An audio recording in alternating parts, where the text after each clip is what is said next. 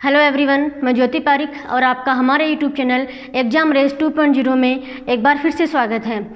आज के वीडियो में हम अपने भारत के भूगोल के अंतर्गत हम भारत के जो भूआकृतिक प्रदेश थे जिनके बारे में हम पढ़ रहे थे और आज हम भारत के तटीय प्रदेशों के बारे में हम बात करते हैं। तो देखिए, भारत के जो तटीय प्रदेश हैं तो इनके बारे में हम पढ़ते हैं। तो सबसे पहले हम देखते हैं कि इस तटीय प्रदेश की लंबाई क्या है, लंबाई कितनी है। लंबाई की हम बात करें तो भारत का तटीय प्रदेश है उसकी लंबाई है 6100 किलोमीटर। उसके बाद में हम इसका विस्तार देखें तो भारत के तटीय प्रदेश का जो विस्तार है वो गुजरात से लेकर और स्वर्ण रेखा नदी तक इस भारत के तटीय प्रदेश का विस्तार है। उसके बाद में हम इसके निर्माण के बारे में देखें कि इसके निर्माण में किन किन का योगदान है, इसका निर्माण किस प्रकार से हुआ है। तो इसके निर्माण के बारे में देखें तो इसके निर्माण में एक तो समुद्र की क्रियाएं और नदियों के निक्षेपण का, समुद्र की क्रियाएं और नदियों के निक्षेपण का भारत के तटीय प्रदेश के निर्माण में महत्वपूर्ण योगदान है कि भारत का जो पूर्वी तट और पश्चिमी तट, इन दोनों तटों का जो निर्माण हुआ है उसमें महत्वपूर्ण जो योगदान है वो भारत की जो नदियों की जो निक्षेपण है, भारत से मध्यवर्ती भाग से या फिर तटीय प्रदेश से बहकर आने वाली जो नदियां हैं वो अपने साथ कुछ निक्षेपण लेके आते हैं और उस निक्षेपण का जमाव करती है। उस जमाव का भी भारत के पश्चिमी तट और पूर्वी तट के निर्माण में महत्वपूर्ण योगदान है। उसके बाद में हम देखें, हम इसका विभाजन करते हैं।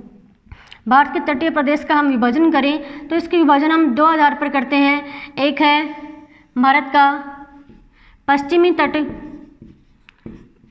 तट और दूसरा है पूर्वी तट।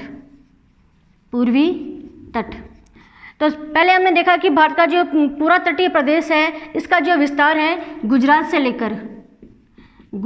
लेकर और स्वर्ण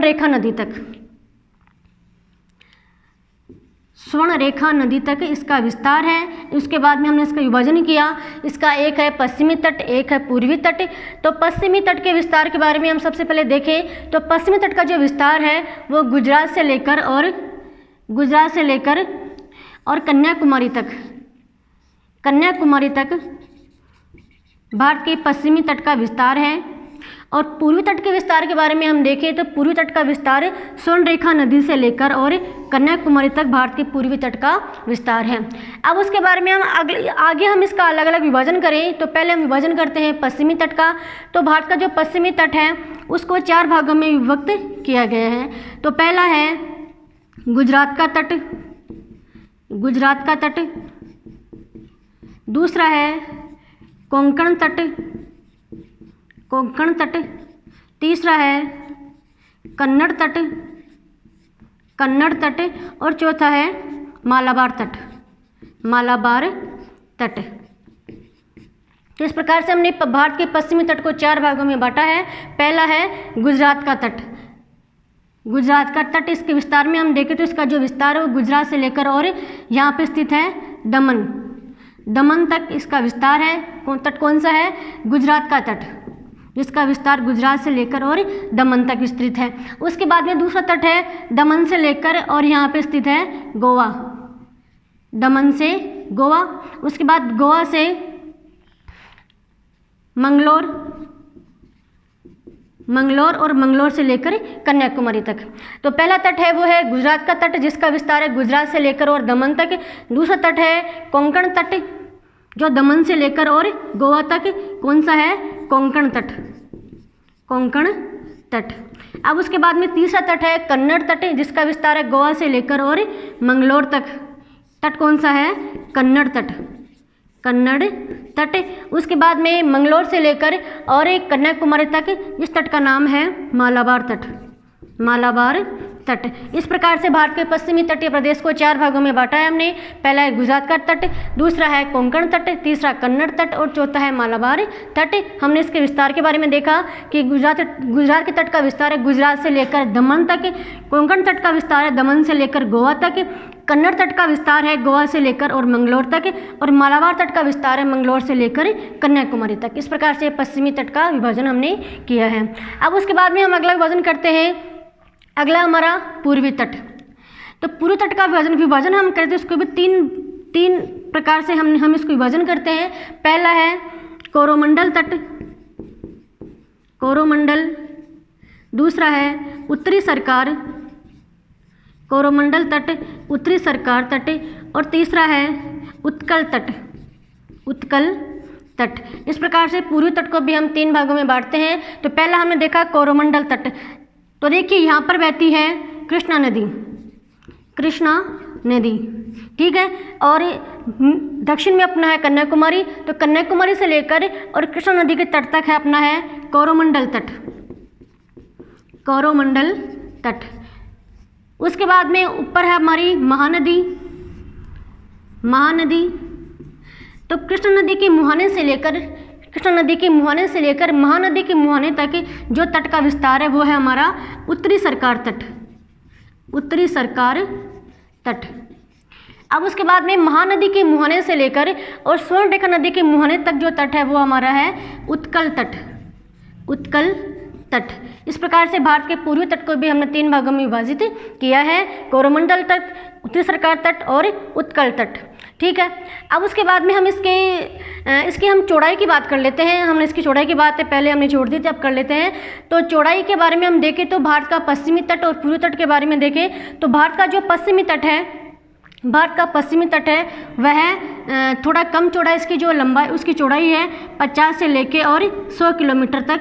और पूर्वी तट की जो चौड़ाई है वो 100 से लेके और 150 किलोमीटर तक इसकी चौड़ाई है। इसका मतलब भारत का जो पूर्वी तट है वो पश्चिमी तट की अपेक्षा अधिक चौड़ा है, ठीक है। अब उसके बाद हम बात करते हैं कि भारत के पश्चिमी तट और पूर्वी तट के ऊपर कुछ समुद्री क्रियाएं, समुद्र हलचल के द्वारा समुद्री क्रियाएं जैसे उम्मज्जन और निमज्जन। भारत का जो पश्चिमी तट और पूर्वी तट है उसमें कुछ समुद्री क्रियाएं भी हुई है जिसमें उम्मज्जन और निमज्जन। तो सबसे पहले हम देखते हैं कि उम्मज्जन और निमज्जन की क्रियाएं भी अपने भारत के पश्चिमी तट और पूर्वी तट के ऊपर हम देखने को मिलती है। तो पहले देखिए उम्मज्जन का मतलब क्या होता है कि उम्मज्जन का मतलब है कि समुद्र के पास का वह स्थलखंड जो समुद्र के भाग से थोड़ा ऊपर उठ गया है, मतलब ऊपर उठा हुआ भाग, ऊपर उठा हुआ जो भाग है वह उम्मज्जन है। और समुद्र के पास का जो स्थलखंड है वह थोड़ा समुद्र के भाग से नीचे धंस जाता है, उसे हम कहते हैं निमज्जन। तो नीचे धंसा हुआ जो भाग है वो है निमज्जन, नीचे धंसा हुआ भाग। तो हम देखें कि भारत के पश्चिमी तट पर यहाँ पर कच्छ के रण में, कच्छ के तट के पास में उम्मज्जन की क्रियाएं हुई है, उम्मज्जन। और मुंबई के तट के पास में हम देखें तो मुंबई के तट के पास में है निमज्जन की क्रिया, मुंबई के तट के पास में निमज्जन की क्रिया हुई है। और उसके बाद में हम देखें तो भारत के पूर्वी तट पर पारादीप, पांडिचेरी के पास भी निमज्जन की क्रियाएं हुई हैं, निमज्जन, ठीक है। अब उसके बाद में हम देखें कि जो भारत के पश्चिमी तट और पूर्वी तट है उस पश्चिमी तट और पूर्वी तट के ऊपर कुछ महत्वपूर्ण बंदरगाहें भी हैं। हम उन बंदरगाहों के बारे में भी हम बात करते हैं। तो देखिए भारत के सबसे पहले हम देखते हैं पश्चिमी तट के बंदरगाह है। तो देखिए भारत के पश्चिमी तट पर जो महत्वपूर्ण बंदरगाह है वो सबसे पहला बंदरगाह है वो है कांडला बंदरगाह, कांडला बंदरगाह है जो कहाँ पर स्थित है, गुजरात में, जो गुजरात में स्थित है कांडला बंदरगाह है। और इसका नया नाम है पंडित दीनदयाल उपाध्याय बंदरगाह है, कांडला बंदरगाह का नया नाम है। और इसे हम खुला बंदरगाह भी कहते हैं, खुला बंदरगाह भी हम इसे कहते हैं। अब उसके बाद में दूसरा बंदरगाह है मुंबई बंदरगाह, दूसरा है मुंबई बंदरगाह जो भारत का सबसे व्यस्ततम बंदरगाह माना जाता है। व्यस्ततम बंदरगाह कौन सा है, मुंबई बंदरगाह है। उसके बाद में अगला बंदरगाह है वो है मुंबई में ही न्हावा शेवा बंदरगाह है। न्हावा शेवा बंदरगाह ये भी कहाँ पे स्थित है, मुंबई में ही स्थित है, मुंबई में। उसके बाद में अगला बंदरगाह है गोवा में, जिसका नाम है मार्मा गोवा। मार्मा गोवा बंदरगाह जो कहाँ पे स्थित है? गोवा में। ठीक है। उसके बाद में अगला बंदरगाह है केरल में कोच्चि बंदरगाह, कोच्चि। ठीक है। इससे पहले एक बंदरगाह और है न्यू मंगलोर, न्यू मंगलोर जो स्थित है कर्नाटक में, जो कर्नाटक में स्थित है। उसके बाद में है कोच्चि बंदरगाह, कोच्चि बंदरगाह है वो है केरल में, केरल में, जिसे अरब सागर की रानी भी हम इसे कहते हैं। अरब सागर की रानी, अरब सागर की रानी भी इसे कहा जाता है। अरब सागर की रानी कौन से बंदरगाह को? कोच्चि बंदरगाह को, जो केरल में स्थित है। ठीक है। अब उसके बाद में हम देखें भारत के पूर्वी तट के बंदरगाह है, तो पूर्वी तट में हम देखें तो तमिलनाडु में है तूतीकोरिन, तूतीकोरिन, तूतीकोरिन बंदरगाह है जो स्थित है तमिलनाडु में, तमिलनाडु में स्थित है। ठीक है। उसके बाद में अगला है आंध्र प्रदेश में विशाखापट्टनम, विशाखापट्टनम बंदरगाह जो स्थित है आंध्र प्रदेश में।